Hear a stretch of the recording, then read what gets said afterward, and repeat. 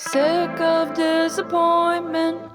I need an ointment for when you inevitably disappear.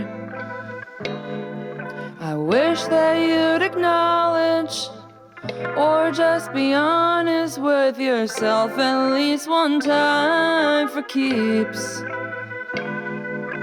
Wouldn't change the pattern, but it's one less disaster, and maybe